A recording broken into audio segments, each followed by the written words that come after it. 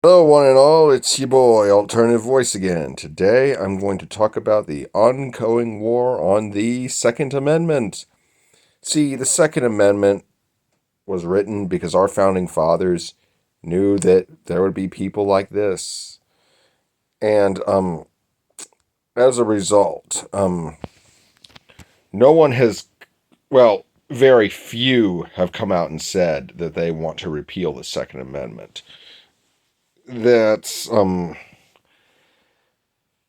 there and however, what they're working on now is slowly easing the people into that idea by banning things like body armor, uh, high capacity magazines, which is basically any magazine that can carry more than 10 rounds. Most military magazines carry either 20 or 30 rounds in their service rifles. And, 100 to 200 rounds in their machine guns, be they light, medium, or heavy, or general purpose. That being said, is they will ban certain types of ammunition, body armor, make it so certain people can't have them.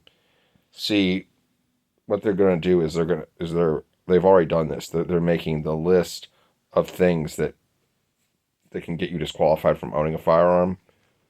They're making it longer and longer because the people who are on that list may or may not say something because they may or may not want to own guns. What they'll do is they'll say, like they said at first, they said, okay, felons can't own guns. People who are have marijuana cards can't own guns.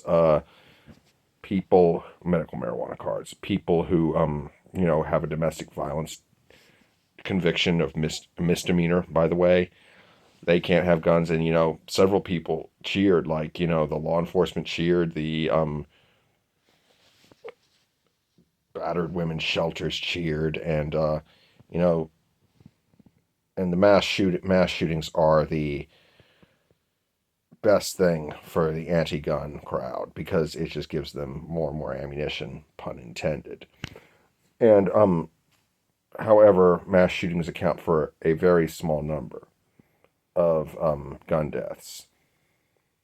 And what they do is basically like they have gang shootings, and those are often counted as mass shootings.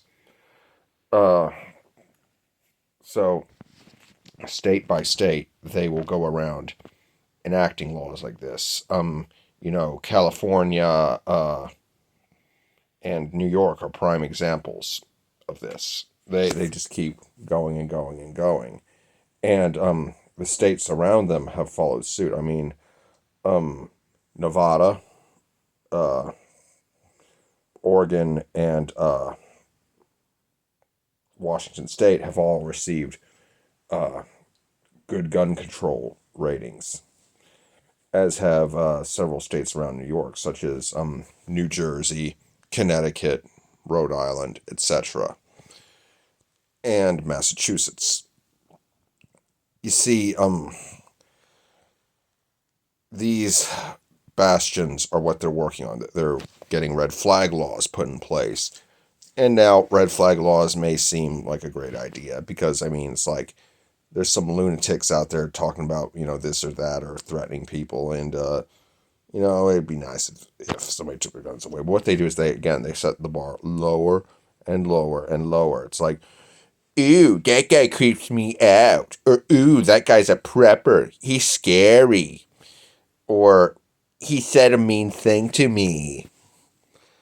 Um, you know, the list can just go on and on and on about what constitutes a direct threat, what doesn't, what's an imminent danger, what isn't. And because those definitions are very vague. And you see, they're just going to keep lowering the bar and lowering it and lowering it. Why they're trying to target assault rifles is because, which is basically any semi-automatic firearm that's a rifle. And what they're going to do is they take away the assault rifles, which aren't really doing that much damage, and they go, you know, oh, but there's so many gun deaths due to handguns because of gangs and shit. Let's ban handguns now. And they just keep going on and on and on and on. Well, most people say the founding fathers weren't alive when there were fully automatic weapons. Let me tell you something. They intended for you to have fucking cannons in your barn, for crying out loud. And, you know, there are some that was because it was considered fair for, you know, the government to have a musket and a cannon, and for the people to have a musket and a cannon. These days, the government has tanks, unmanned drones, helicopters, and all that jazz. And the citizenry, have just a few assault rifles and, you know, shit like that, and maybe a Molotov cocktail in there. And that's considered, and we're told the citizens are too powerful. There has never been this much disparity between the citizens and the government in U.S. history. And now there are those that would argue, well then, what's the point of the Second Amendment?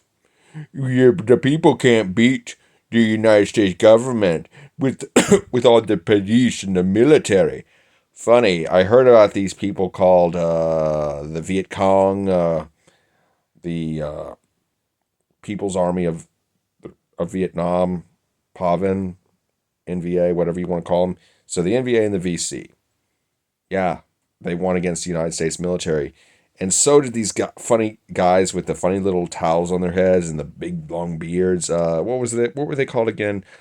Yes, the Taliban or something. Yeah, they won too.